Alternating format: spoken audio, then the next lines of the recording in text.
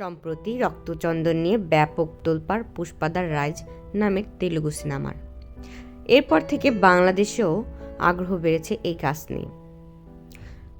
টাঙ্গাইলের মধুপুর জাতীয় উদ্যানে রয়েছে দেশের একমাত্র রক্তচন্দন বা লাল চন্দন গাছ। অতি মূল্যবান রক্তচন্দন গাছের চাহিদা বিশ্বজুড়ে। ওষুধ প্রসাধনী আর দামি আসবাবপত্র নির্মাণে ব্যবহৃত হয় দুর্লভ চন্দন কাঠ।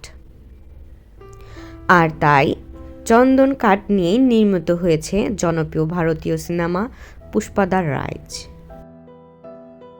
পৃথিবীর বেশিরভাগ মাটি চাষাবাদের উপযুক্ত। খাদ্যশস্য ছাড়াও বিভিন্ন ধরনের ফসল ফলানো হয় এক এক দেশে। কৃষি নির্ভর দেশ ভারতে ধান গম থেকে শুরু করে নানান ফসলের চাষ হয়। এর পাশাপাশি সেখানে এমন এক গাছের চাষ হয় যেটি বিশ্বের সবচেয়ে দামি কাঠের উৎস।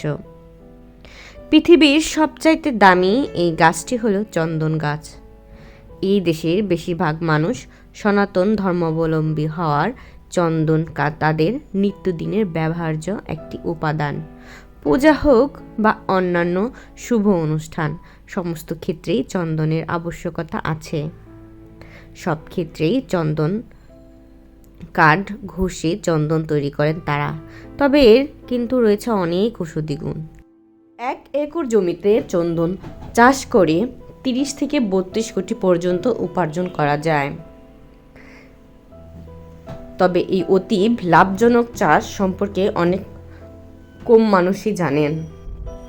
আসুন এ সম্পর্কে আরও জেনে নেওয়া যাক। শ্বেতচন্দন ও চন্দন কাঠের উপকারিতা।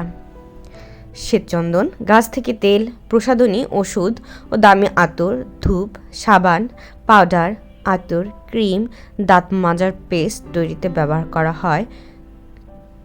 অনেক হোমিওপ্যাথি ওষুধ আছে যাদের চন্দনের ব্যবহার হয়। নারীদের অনেক জটিল গোপন রোগ শ্বেতচন্দন প্রয়োগে ভালো হয়। এছাড়াও আরও অনেক উপকারিতা রয়েছে শ্বেতচন্দনের। ত্বকের জন্য অনেক ভালো এটি। রূপচর্চা ছাড়াও বিভিন্ন কাজে চন্দনের ব্যবহার হয়ে থাকে। ভারতীয় পুরাণে চন্দনকে ধর্মীয় সম্মান দেয়া হয়েছে। শুধু বিশ্বাসের উপর হিন্দু ধর্মে চন্দনের বহুবিধ ব্যবহার দেখা যায়।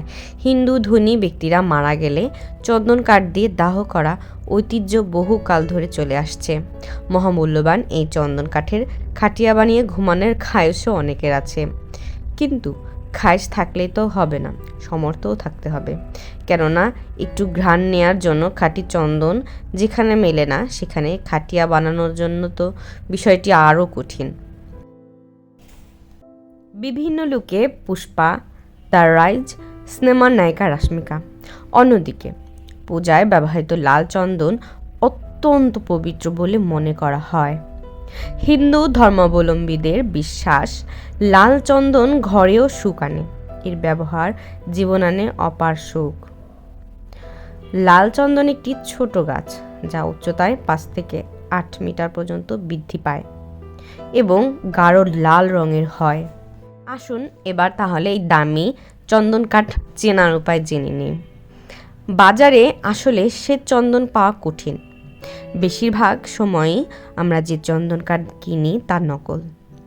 ভেজাল চন্দন কাঠে একটি নরম স্তর দেওয়া থাকে। পেয়ারা কাঠও অনেক সময় চন্দনের সুগন্ধি মেশানো থাকে। কিছুদিন পরেই কোনো সুঘ্রাণ থাকে না। তাই চন্দন কাঠ কেনার আগে ছুরি বা ব্লেড দিয়ে চন্দন কাঠের গায়ে আঁচড় দিয়ে দেখুন। চন্দন কাঠ আসল হলে এটা হাতে নেওয়ার সঙ্গে সঙ্গেই আপনার হাত মিষ্টি সুগন্ধ হয়ে যাবে। আসল চন্দন কাঠ শুধু আপনার হাতেই নয়, আপনার স্থানের চারপাশ তখন সুগন্ধিত ভরিয়ে দেবে। প্রকৃত চন্দন কাঠের গন্ধ কয়েক দশক ধরে স্থায়ী হয়। এই কাঠ সাধারণত ভারী, হলুদ এবং হালকা খসখসে হয়। সাধারণত ভারতের অন্ধ্রপ্রদেশের চিত্তুর জেলার চেষাচলম জঙ্গলে মেলে এই লাল চন্দন। ভারতের অন্ধ্রপ্রদেশ, তামিলনাড়ু ও কর্ণাটক এই 3 রাজ্যের সীমান্ত এসে মিলেছে এই ঘন জঙ্গলে। আন্তর্জাতিক বাজারে 1 টন লাল চন্দন কাঠের দাম 80 লাখ থেকে 2 কোটি টাকা। বিশেষ করে চীন ও জাপানের মতো দেশে লাল চন্দন এবং এই কাঠ থেকে তৈরি পণ্যের ব্যাপক চাহিদা রয়েছে।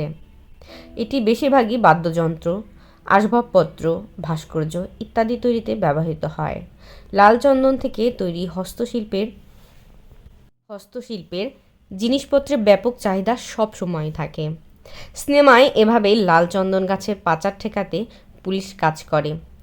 Institute of wood science and টেকনোলজির মতে এই উদ্ভিদ শরীরকে শীতল করে, জ্বালাপোড়া কমায়, রক্ত শুদ্ধিকরণের গুণও।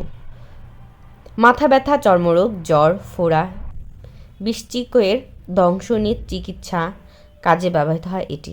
দৃষ্টিশক্তি উন্নত করতেও লাল চন্দনের অবদান রয়েছে। সব দিক থেকে বিবেচনা করে 2000 সালের দিকে ভারত লাল চন্দন কাটা, বিক্রয় এবং রপ্তানি সহ সকল প্রকার কারবার নিষিদ্ধ করা হয়। এরপর থেকেই বিভিন্ন দেশে পাচার শুরু হয় লাল চন্দন। International union for conservation of nature IUCN 2018 সালে এই গাছকে প্রায় বিলুপ্তি শ্রেণীর তালিকাভুক্ত রয়েছে। এক সময় এতই গাছ কাটা হয়েছে যে আর মাত্র 5% লাল চন্দন গাছ ভারতে অবশিষ্ট রয়েছে বলে জানা যায়। ভিডিও পেতে আমার চ্যানেলটি সাবস্ক্রাইব করে পাশে থাকুন। ধন্যবাদ।